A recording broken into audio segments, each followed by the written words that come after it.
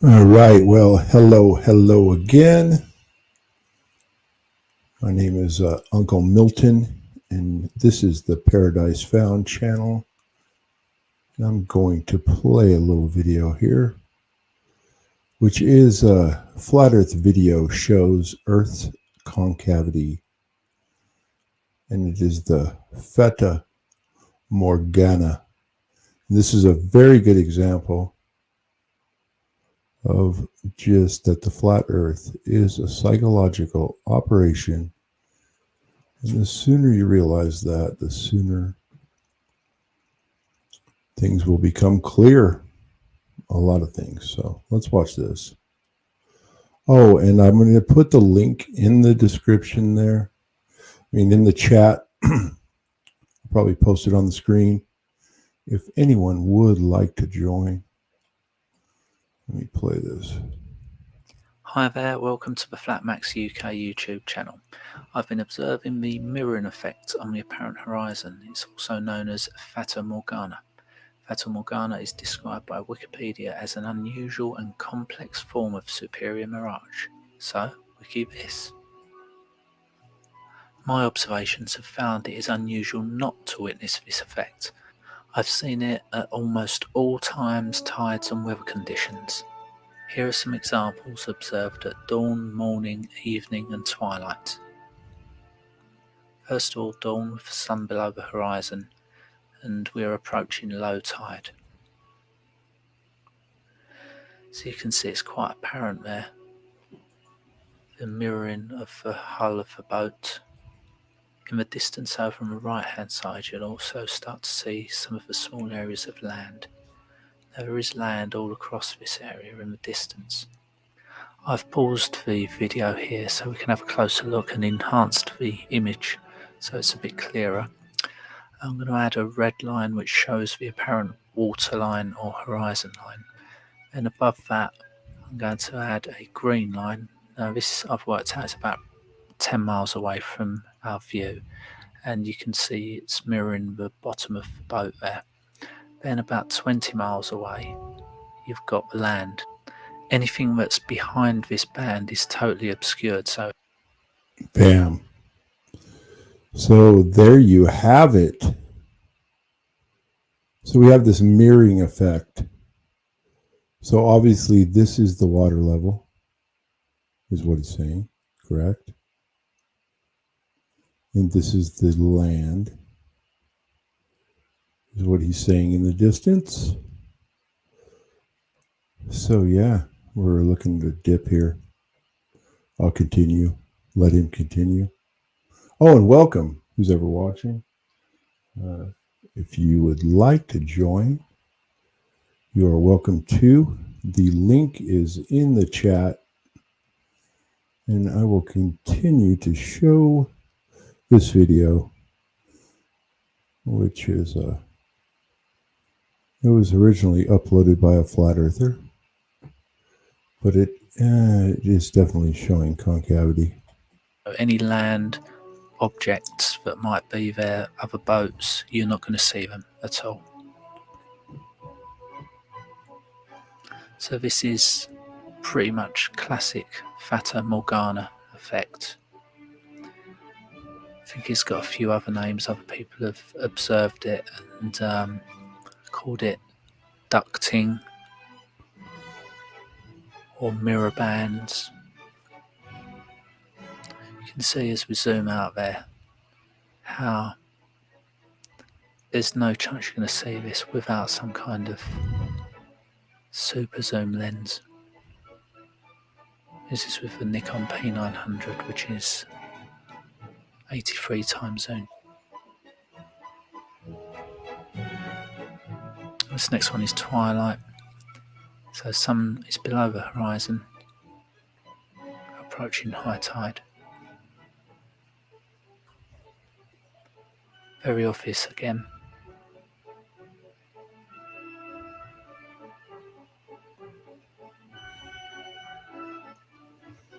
This one is later in the evening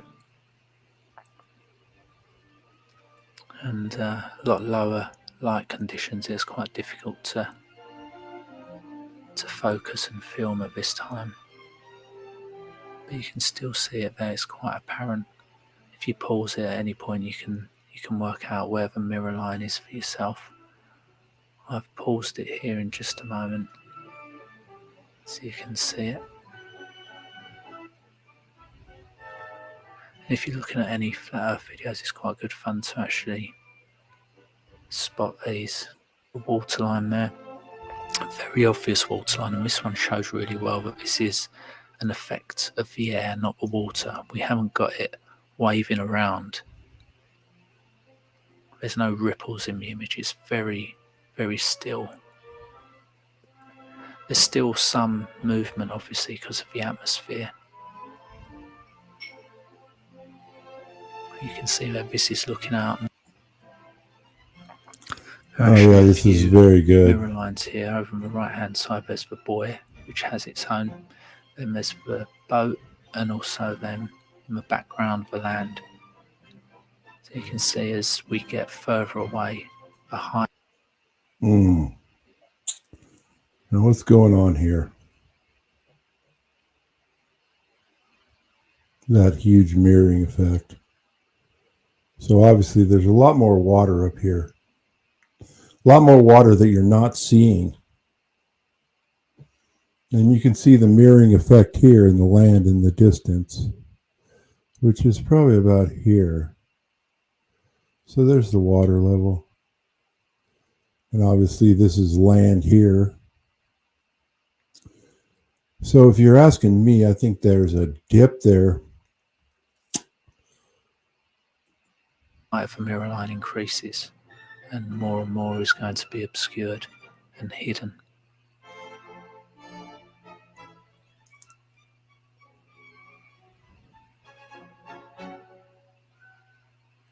You could observe this with binoculars or a telescope. You don't have to have a Nikon P900 or similar.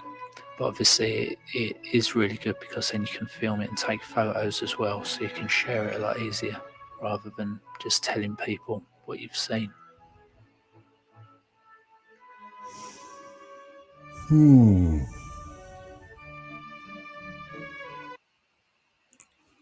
So anyway, yeah, I was just pulling up some cool videos, and welcome who's ever watching. It may be hard to see tonight, but we are all standing under a glass ceiling right now.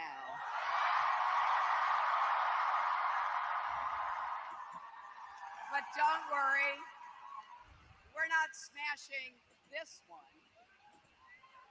Thanks to you. Shit.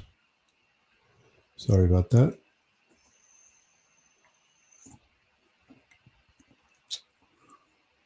Yeah. Let's see.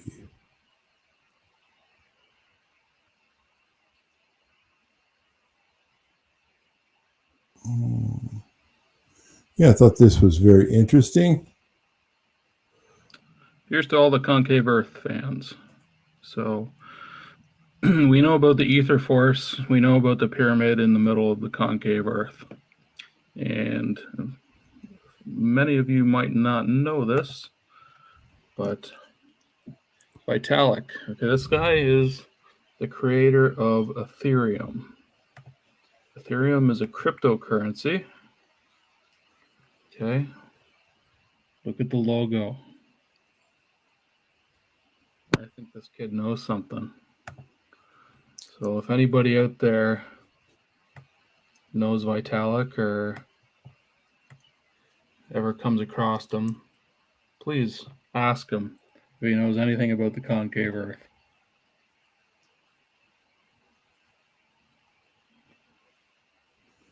Really cool. Vitalik. I'm sure Vitalik does know about the concave Earth. Yeah, so I've just been looking for some new concave channels, and I've run across quite a few. This cat right here, Nils Etch is the name of the channel.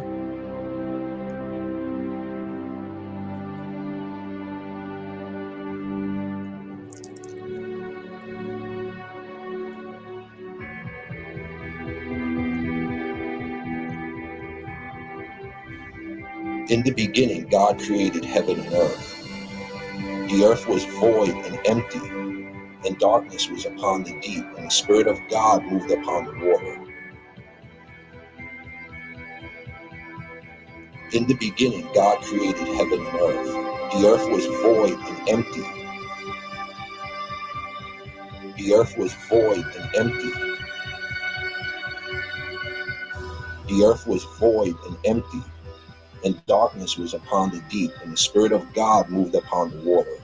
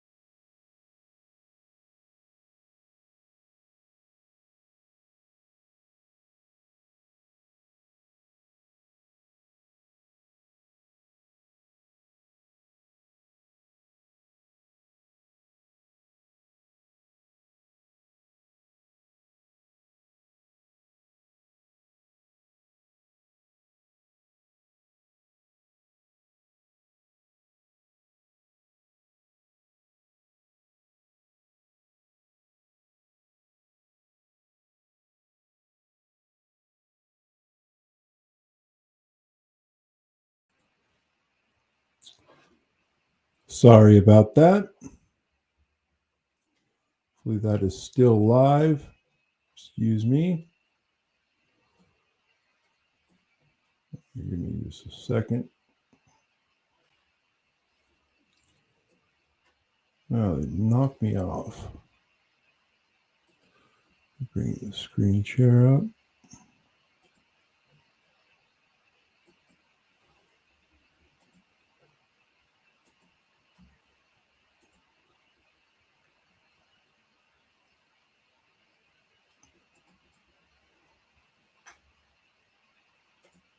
Be a firmament between the waters, and let it divide the waters asunder. Then God made the firmament and parted the waters which were under the firmament from the waters that were above the firmament. That is alluding to the waters contained inside the celestial sphere and the waters of the earth, the ocean, seas. And it was so.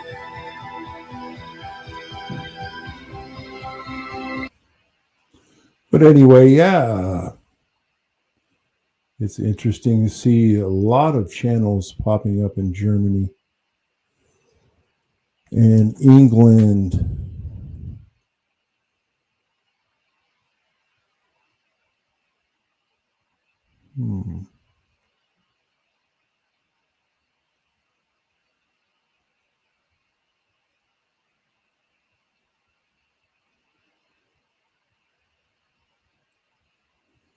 Rika Gray's channel.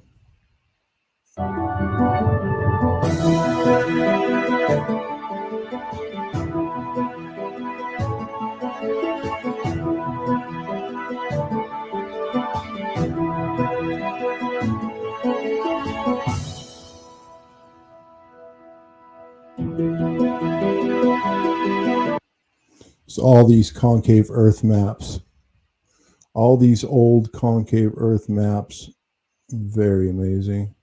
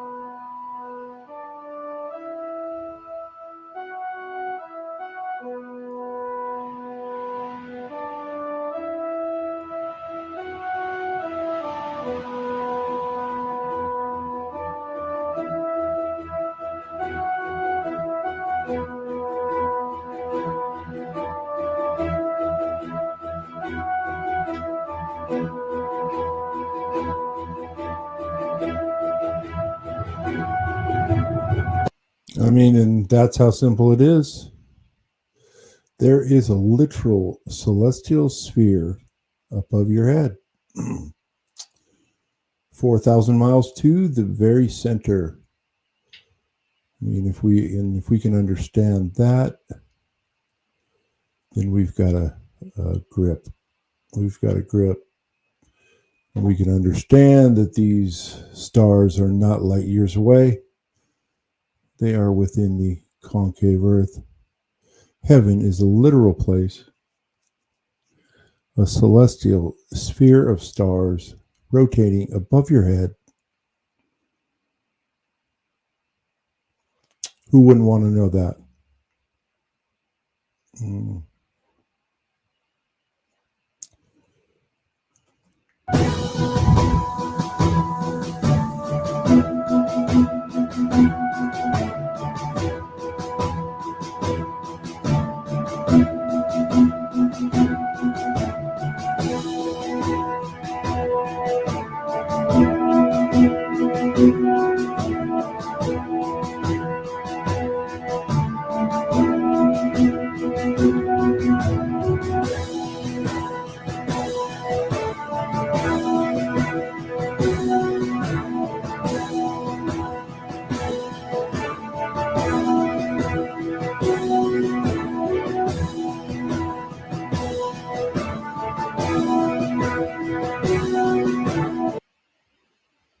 Now let's check out Rico's playlist.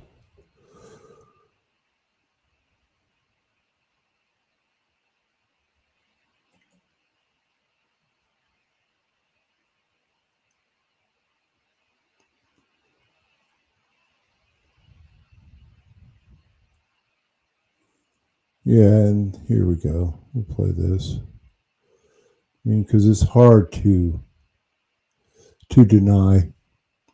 Once you've seen the Southern Stars rotation firsthand, it's easier to get a grip on the concave Earth reality.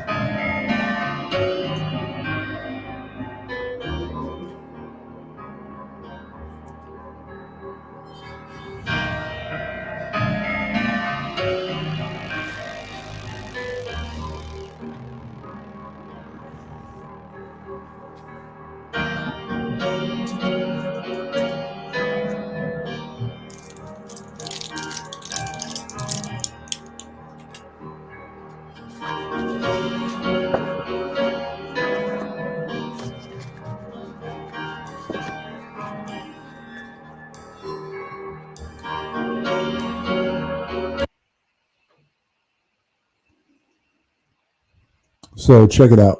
I want to show you guys something. Let me remove this.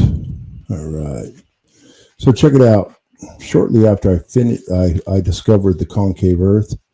I was walking down on this street down here in Wallsend, New South Wales, Australia, and I went in what they call an op shop, what we call a pawn shop, or not a pawn shop, sorry, a thrift shop in America.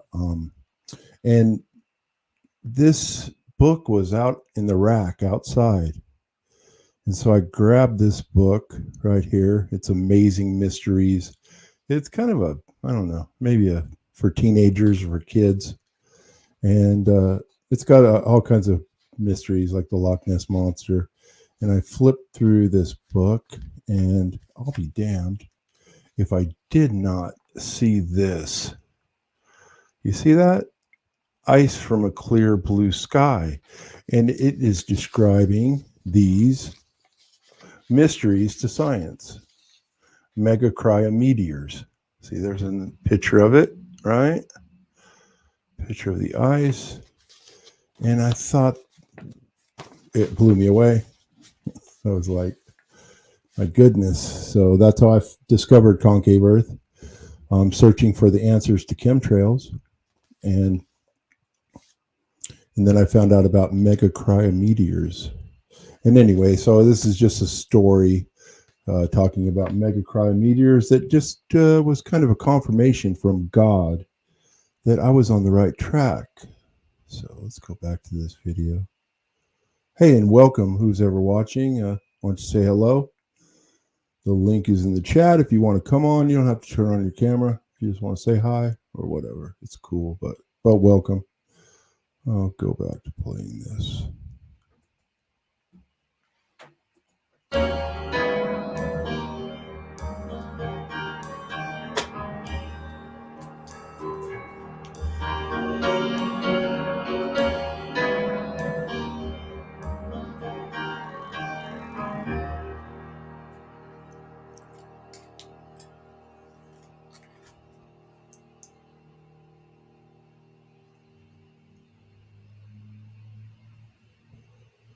That was a bitchin' video. Thanks, Rico Gray. Give credit to good old Rico. And I guess Rico is in Australia. So let's see.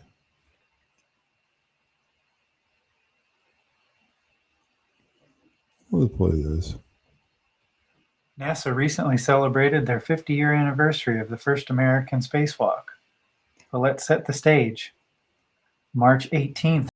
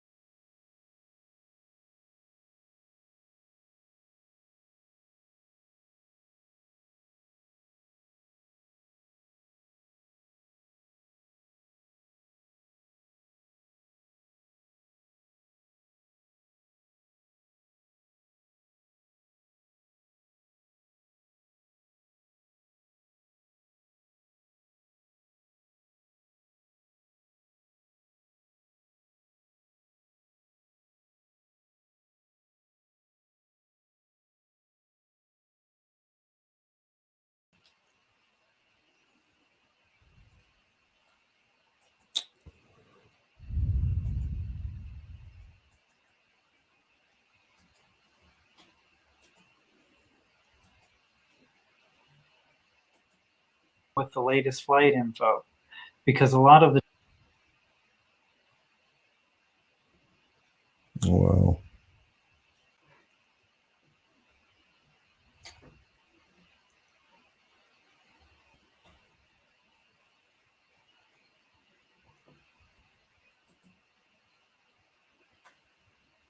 I do apologize. I do apologize. Hopefully you're still with me.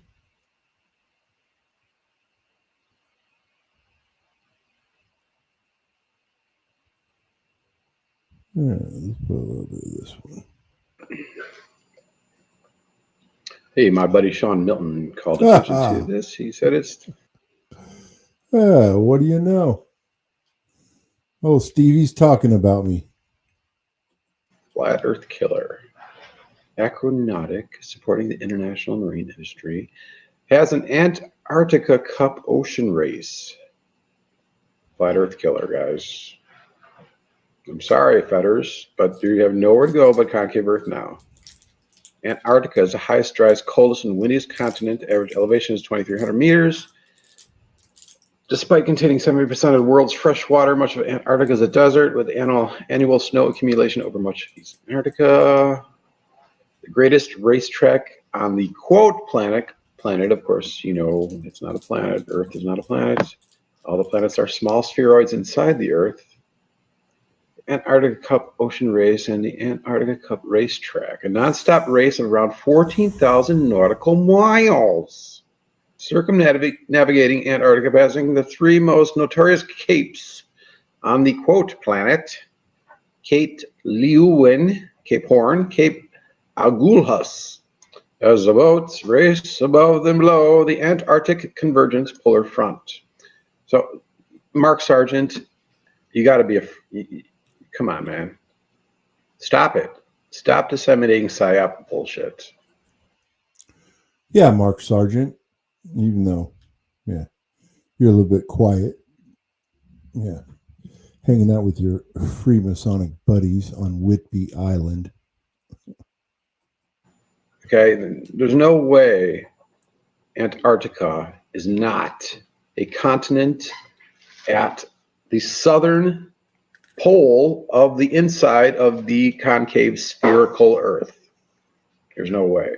Hey, Mark, did you ever watch my coin drop video where I opened up Antarctica and all the fetter coins fall out of the Earth? Well, you were on one of those coins. I thought that was a pretty funny video. But look at this, an ocean race open to existing circumnavigation fleets. The only inter-ocean yacht race based in the southern hemisphere in Australia, Western Australia, and the only annual inter-ocean yacht race in the world. First ocean race to traverse the Southern Ocean between Cape Horn, Cape Agulhas, below 40 degrees south. Okay, the first ocean race specifically designed to circumnavigate the only continent on the quote planet owned by the world, Antarctica. Introducing electronic lanes and gates to keep the racing fleet clear of dense iceberg territory. Three lanes, 18 gates of the course, creating 18 sectors for which there will be individual prizes. Okay, introducing unique skins prize. Okay, well, you think they're all in on it? All these race contestants that are going to circumnavigate the 14,000 nautical mile circle around the continent of Antarctica, which is located at the southern part of the concave sphere that we live inside of. 360-degree racetrack features gale force winds, high seas, fog, snow, iceberg islands, extreme cold, the Antarctic circumpolar current sailing above and below the southern polar convergence. The racetrack outer and inner boundaries are located on latitude 45 degrees south and latitude 60 degrees south, making the racetrack 900 nautical miles wide. Here's a picture of it. Look at that. It's broken up into different sectors. There's no way Antarctica is an ice rim around a pizza. There's no way. Sorry. Stop it. Come on, guys. Join Concave Earth Revolution Reality as your only option for truth. Because Antarctica is definitely a continent. It is not a perimeter ice rim around a huge, giant Earth pizza. Look at that. You got all these sectors. They have it all. They have the map. It's all mapped out. It's 14,000 nautical miles, period. That's all there is to it. Look up Kapitan Klebnikov. It was a cruise ship that circumnavigated Antarctica. So stop listening to the PSYOPs. Yes, NASA's a bunch of bullshit. Yes, they lie, but it doesn't mean the Earth is flat. It's like, all these flat earthers, they show these videos. Oh, look what they're lying. NASA's lying. NASA's lying. So that means the Earth is flat. No, that's not what it means. Everything is inverted within the concave spherical Earth. So there you go. The Southern Ocean officially starts below latitude 60 degrees south. The southern polar convergence is within the inner and outer boundaries of the racetrack. So there you go. I got a little video. I'll put the link in the description box. Watch the video of the Russian Ed. Oops. Well, sorry. So anyway, so Stephen was talking about circumnavigating Antarctica, and I happen to know somebody who has sailed around the inside of the Earth. He circumnavigated Antarctica, or well, he circumnavigated the Earth, but basically you have to go around the southern hemisphere. And yeah, I'm friends with his son. He left out of Newcastle here. His name is Tony Mowbray. There he is, Tony Mowbray. He's a sailor. And he, yes, he circumnavigated. Yeah, and he also goes to Antarctica. Had a sailboat called Commitment. Let me see if I can find it. Yeah, he got in a big accident.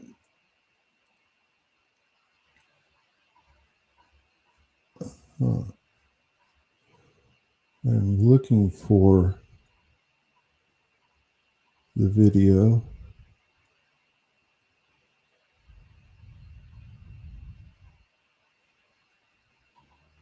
Let's see here.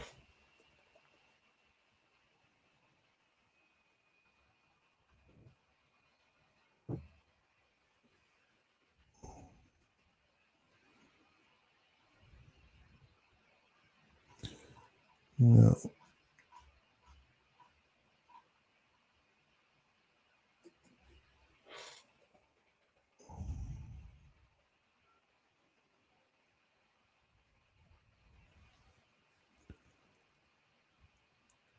Oh.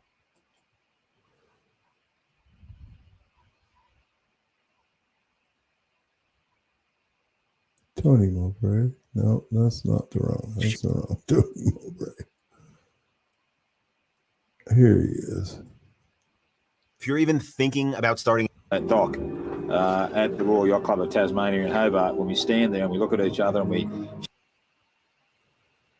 Let me see here. Team Mowbray. Here he is. And energy is stressed.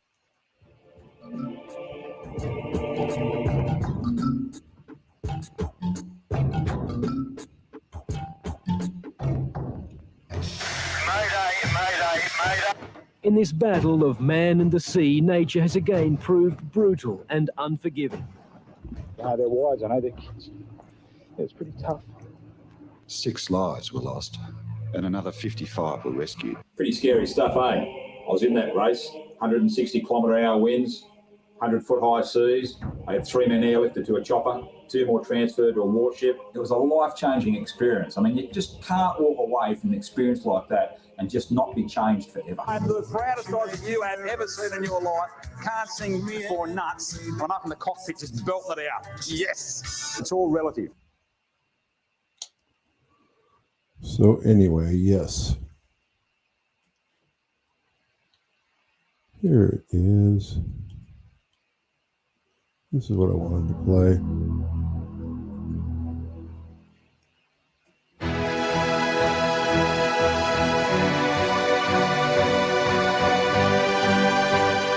Well, probably the first thing I'll do is give him a big hug and a kiss and say I love you.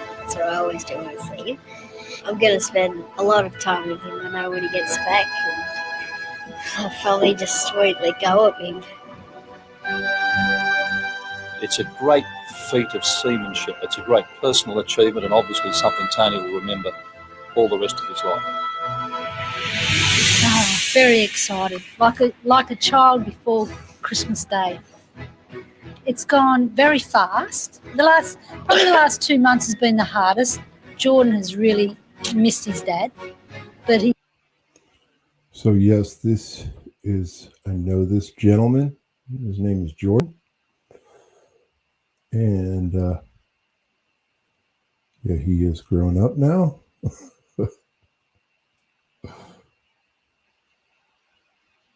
And yeah, so I'll show him coming into Newcastle here. This is where I live. Whatever nature feels inclined to dish out. I tell you what, you got to be a plumber, a carpenter, an electrician, the entertainment officer, the labourer, the cook, the cleaner. You name it, mate, you got to be it. 181 days of discovery, soul searching, and solitude. But I decided that what we should do is have a little crossing of the equator party, hence we've got the balloons out for you. But I wanted to show you one other thing. Soupy Herbert claims to be the world's skinniest magician, and I'm very honoured to have been allowed to bring one of Soupy Herbert's magic capes around the world with me to protect me. And I thought I should show you my magic cape.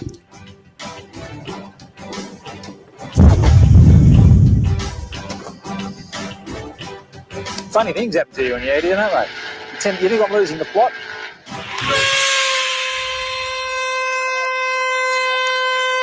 Feelings of elation, despair, anger, frustration, and triumph, all uniting to create the experience. I don't know what I'm going to do after this. I don't care, you know. Whatever it is whatever it is.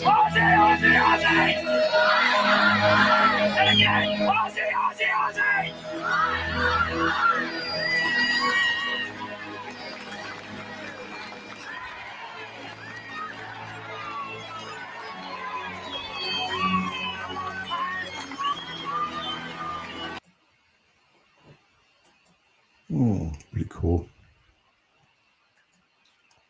That dock.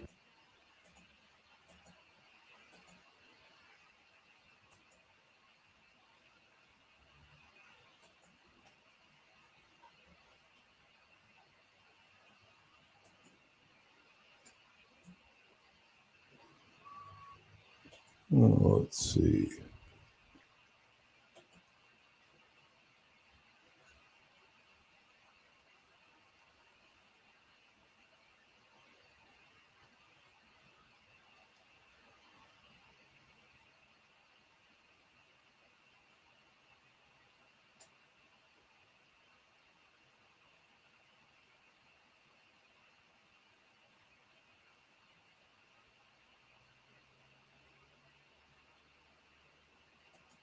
I do like this video. Okay, I'm going to explain to you the mystery behind dark matter. Obviously, do you understand anything about what scientists have been telling you about dark matter and spiral galaxies and why they can't understand why the so-called rotation of the spiral galaxies is constant, even from the outer edges of the spiral galaxies? Well, that's because they don't understand that we're living inside the concave Earth and there's a celestial glass firmament, not only at 100 kilometers, but the upper glass firmament, which was mentioned in Genesis chapter 1, verses 6 through 8, which is made out of glass too. And on the inside surface of that is the celestial ocean. And that ocean is dark. So I'm going to add some dark paint to simulate the celestial ocean. If you read Psalm 18, verse 11, it says, God is covered by the dark waters and the thick clouds. It also says of the skies, but the skies is actually had been added to the translation. So I'm going to make this water dark to simulate the celestial ocean. Now the stars are created by multi-bubble sonoluminescence.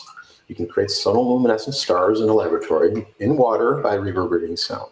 So there's a bunch of sonoluminescent stars up above. They're very small. They're not millions and millions of light years apart and away. Okay. Now, the dark matter enigma is simply dark waters. Read Psalm 18, verse 1, dark waters. Okay. So, if you understand that the spiral galaxies are actually encased in water, it's a homogeneous, it's an isotropic medium in which it causes everything within that spiral cluster to have the same rotational speed, if there's any speed currently, because I believe what happened during the flood is that the windows of heaven were open. This thing simulates the glass firmament above that's holding the celestial ocean, not the firmament at 100 kilometers, the higher one, the initial one, okay? And so there was sand in this initial firmament before the flood. And then when it says the windows of heaven were opened, the sonoluminescent stars, there were many that clustered together, and they're creating a lot of heat, okay? It's creating. See, this is crazy. I never noticed this before when I watched this video some years ago. But look at that. Look at that reflection. That's the octahedron. That's just a coincidence, but pretty interesting. Nuclear fusion or whatever, and it's burning. It burned a hole through the glass sky. That's why it says the windows of heaven were opened. So the water got hot, the sonoluminescent stars got hot, and they burned a hole. I'm going to pour this heavy whipping cream to simulate the nebula. Nebula means cloud, remember? It's just a cloud, a cluster of clouds, okay? So now, when the windows of heaven were opened, obviously, I'm going to strain this. That's why we have spiral galaxies in the first place, because they are drains. See the drain there? Stop. It's still spinning. There it is. There's your dark matter. Dark matter is dark waters. Mystery solved. All because I understand that the concave earth, the glass sky, the celestial sphere, up in the middle of the earth, and stars are tiny. Clouds mean nebula means clouds. Okay, everything is tiny and small. Dark matter mystery solved once again.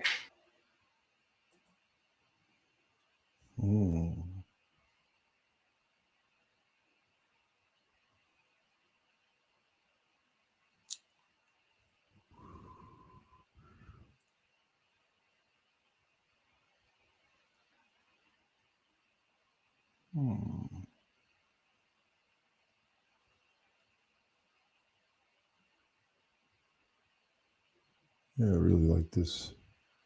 I really like this German creator. His work's good.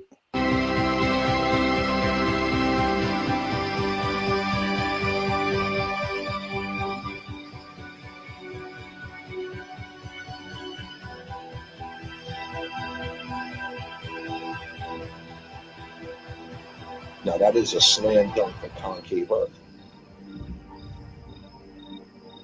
And of the evening and morning was made the third day. Then God said, let there be light in ye firmament of heaven to divide the day from the night, that they may be unto signs and seasons, days and years. So that's alluding to the fact that the firmament was created specifically for earth, which excludes this vast heliocentric universe. Nothing of it is mentioned in Genesis. Everything was created in the earth for the earth.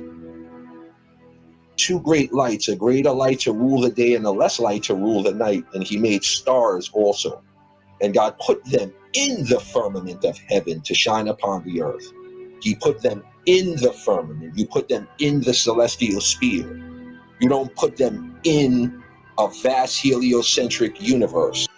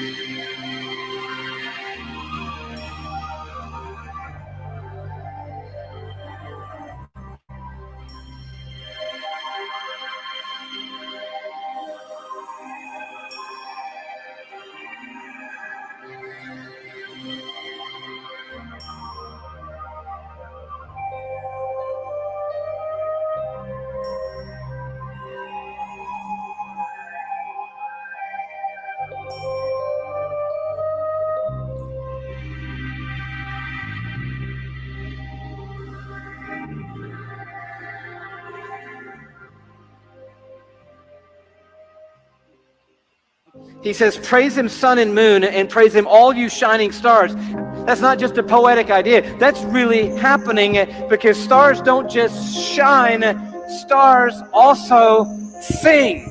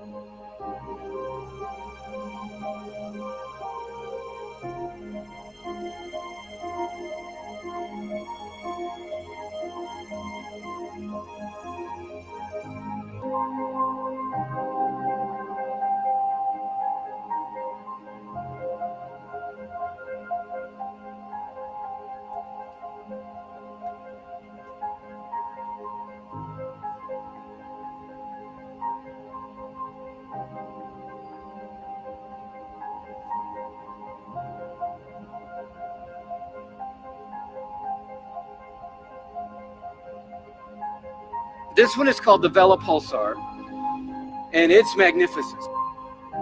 It's a highly magnetized neutron star. And as it is oscillating, you can see what's happening. It's shooting a radio frequency out of itself. When they aimed the radio telescopes at the Vela Pulsar, this is what they heard. And this is what this guy does 24/7, day and night, 365 days a year. The Vela Pulsar sounds like right now. This is it. Listen to this.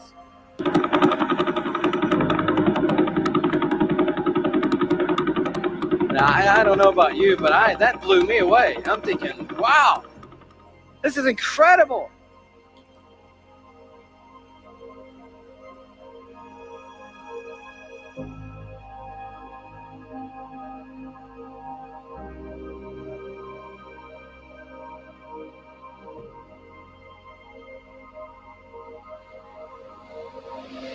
The film you are about to see has no characters.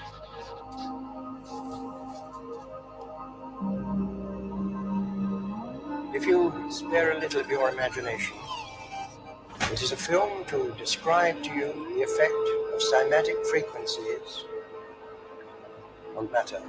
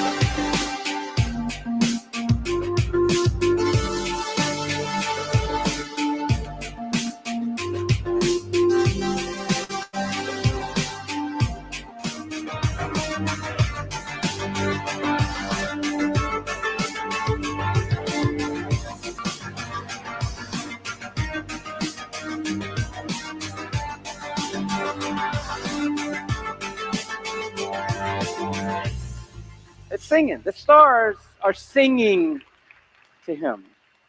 I recently stumbled on 47 Tuc. It's a beautiful cluster of stars. We'll show you the picture of it here. There are 12 of these supergiant blue stars in there, but the things that are of interest to us tonight are these millisecond pulsars. And right now tonight, while we're sitting in this room, the 16 recorded millisecond pulsars in 47 Tuc are making this sound right now.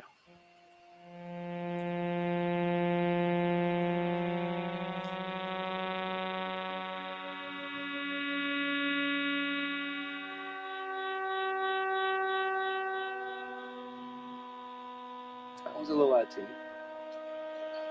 Beautiful. Who knew? No, God has his own string section.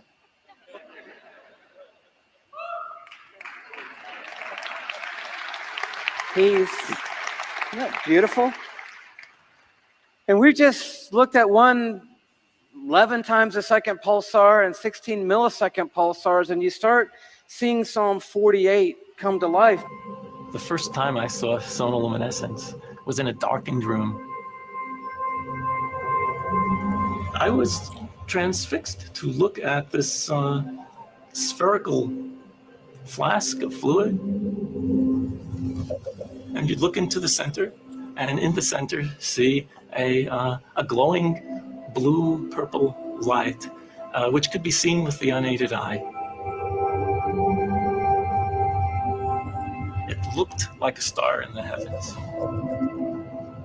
This star in a jar is made when a sound wave is passed through a small bubble inside a flask of liquid. And this sound wave makes the bubble do something remarkable. First it expands, then it collapses. And this collapse happens so violently that vapor molecules trapped inside the bubble slam together and heat up so much that the bubble gives off an incredible burst of heat and light, several thousand times a second, giving the appearance of a star.